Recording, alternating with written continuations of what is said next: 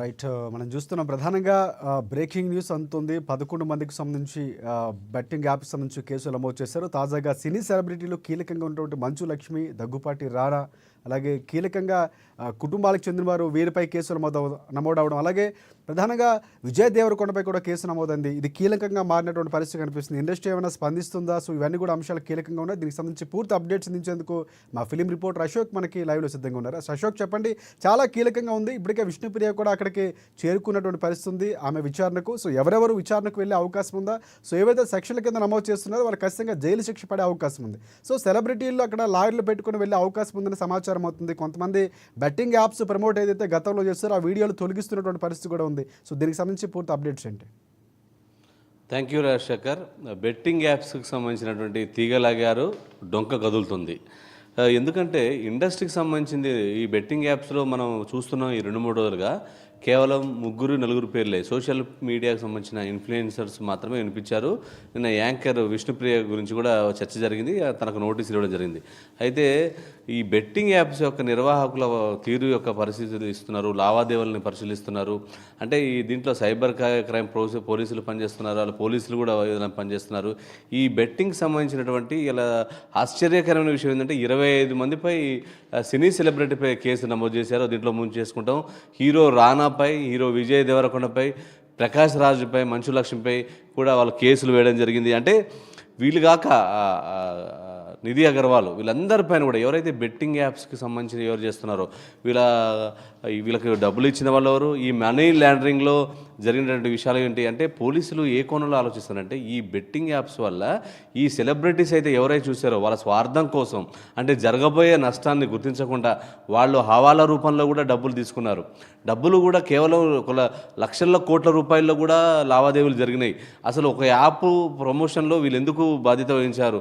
వీళ్ళన్నిటిని కూడా పోలీసులు తీసుకుంటున్నారు. ఎవరైతే ఉన్నారో వీళ్ళకి సంబంధించిన అందరికి కూడా నోటీసులు, కొంతమంది సెలబ్రిటీస్ అందుబాటులో కొంతమంది ఉంటే కొంతమంది ఫోన్ స్విచ్ ఆఫ్ చేసుకొని అప్ స్కాన్లో ఉన్నారు. అంటే మొత్తానికి మాత్రం తప్పించుకునే ప్రయత్నం చేశారు. కొంతమంది విదేశాలకు కూడా, హర్ష సాయి, ఇమ్రాన్ ఖాన్ కూడా విదేశాలకు దుబాయ్కి వెళ్ళినట్టు కూడా ఒక సమాచారం ఉంది. అయితే పోలీసులు మాత్రం ఎవరిని విడిచిపెట్టేది లేదు, ప్రతి ఒక్కరిని కూడా అరెస్ట్ చేస్తాం, వాళ్ళ కుటుంబ సంబంధించిన సభ్యులను కూడా మీరు సంప్రదిస్తాం, ఎవరైతే ఈ యొక్క కేసులో ఖచ్చితంగా విచారణకు హాజరు కావాలని చెప్పేశారు.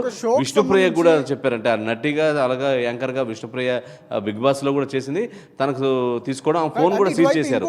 ఈ ఫోన్ సీజ్ చేయడం కాదు, వీళ్ళ కాల్స్ రికార్డింగ్స్, వీళ్ళ లావాదేవీలు, బ్యాంక్ నుంచి కూడా లావాదేవీలు చేస్తున్నారు, వీరు ఎవరెవరితో చేశారు, ఎన్ని కోట్ల రూపాయలు చేశారు అనేది కూడా ఉంది. అయితే ఈడీ కూడా దీంట్లో చాలా సీరియస్గా ఇన్వాల్వ్ అయిపోయింది. ఎందుకంటే ఇది ఆషామాషిగా ఒక 100 లక్షల రూపాయలు జరిగింది, కోట్ల రూపాయల్లో జరిగినటువంటి లావాదేవీలు మనం చూసాం. ఈ హర్ష సాయి కావచ్చు, మిగతా మంది ఈ బెట్టింగ్ యాప్ని ప్రమోట్ చేసినటువంటి సందీప్ బాయ్, ఇమ్రాన్ ఖాన్ కానీ వీళ్ళందరూ కూడా లక్షల్లో కూడా డబ్బులు వెదజల్లేవాళ్ళు, రోడ్ల మీదకి వచ్చి ఎవరికొకరు సాయం చేసేవాళ్ళు, లక్షల రూపాయలు సాయం చేస్తారు. అంటే ఒక సామాన్యుడు ఆశ్చర్యపోయారంటే పెద్ద పెద్ద బిలియన్ మ్యాగ్నెట్స్ వీళ్ళందరికీ కూడా అంతుపట్టించిన విషయం. అంటే డబ్బులు వృధాగా, అంటే వాళ్ళకు ఈజీగా దొరికినట్టుగా ఇచ్చేటువంటి పరిస్థితి, పబ్లిసిటీ చేసుకొని ఈ కేవలం ఈ అట్లా చేయడానికి కారణం బెట్టింగ్ యాప్లే. ఈ బెట్టింగ్ యాప్లను నిర్వాహకులకు సంబంధించినటువంటి డీటెయిల్స్ తీసుకుంటున్నారు, ఐపీ అడ్రస్లు తీసుకుంటున్నారు, ఫోన్ కాల్ రికార్డ్స్ తీసుకుంటున్నారు, ఈ సెలబ్రిటీస్ని కూడా హాజరు కావాలని చెప్పేసి చెప్తున్నారు. అయితే మనం ఇప్పటివరకు కేవలం ఇన్ఫ్లుయెన్సర్స్, చిన్న స్థాయి సెలబ్రిటీస్ ఉన్నారు, కానీ ఈరోజు ఆర్టిస్టులు అంటే హీరోలు రానా, ఆయనకు బాలీవుడ్ పరంగా ఉంది, బాలీవుడ్ స్థాయిలో బాహుబలి తర్వాత ఆయన క్రేజ్ పెరిగింది, ఆయనకు ఉంది. విజయ్ దేవరకొండ కూడా బాలీవుడ్ స్థాయిలో కూడా ఉన్నటువంటి హీరో. సో ప్రకాష్ రాజ్ గురించి చెప్పొచ్చు, పాన్ ఇండియా లెవెల్లో ఆయనకు ఎంత క్రేజ్ ఉందో వీళ్ళు కూడా ప్రమోట్ చేసి కోట్ల రూపాయలు కూడా చేసుకున్నారు. ఈ లావాదేవీల వెనుక ఉన్నటువంటి ఇంకేమైనా ఉన్నాయా అంటే వీళ్ళు ఏంటంటే దీనికి దేశ భద్రతకు సంబంధించిన ఇష్యూ కూడా దీంట్లో ఉన్నది. కాబట్టి ఈ మనీ లాండరింగ్ ఎక్కడి నుంచి జరిగింది, విదేశాల నుంచా, లోకల్ నుంచా, ఈ ఐపీ అడ్రస్లు దీనికి సంబంధించిన ఫోన్ డేటా తీసుకుంటారు. ప్రస్తుతానికైతే కొంతమంది సెలబ్రిటీస్కి సంబంధించినటువంటి ఫోన్ కాల్స్ అన్నిటి కూడా వాటిని పరిశీలిస్తున్నారు, ఆ కాల్ డేటా తెచ్చుకున్నారు, బ్యాంక్ నుంచి కూడా డీటెయిల్స్ తీసుకున్నారు.